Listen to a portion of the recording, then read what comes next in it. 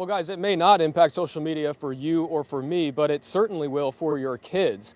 Age verification is included in this, as well as blocked out times during school as well. In a new $17 billion settlement, Meta, the parent company of social media like Facebook and Instagram, will have to put in new safeguards to protect kids. Honestly, the internet has been and always has been the wild, wild west. It includes a combined 2-hour daily time limit between Facebook and Instagram, with mandatory pauses after 15 minutes of continuous use.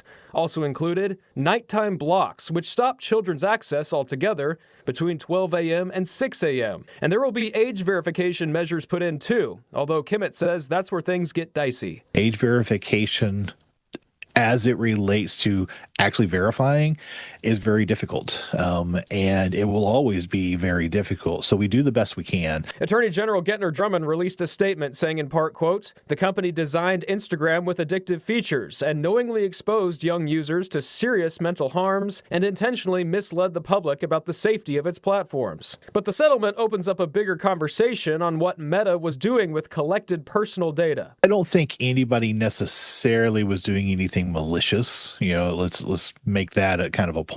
But the unknowns are what experts find concerning about that collected data. But my biggest takeaway was the fact that they were collecting data. They were using the information gathered by these programs for other things. And we don't know what they were using that data for.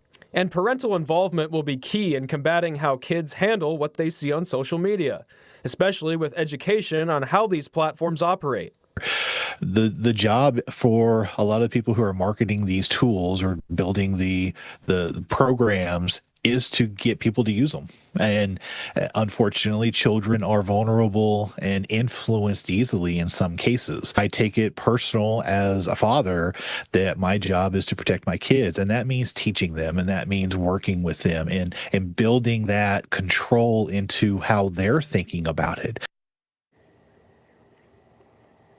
Now, here in Oklahoma, the state will receive about $235 million from the settlement. That number could go up if platforms like Snapchat, TikTok, and even YouTube agree to similar settlements. In OKC, Jason Berger, KOCO 5 News.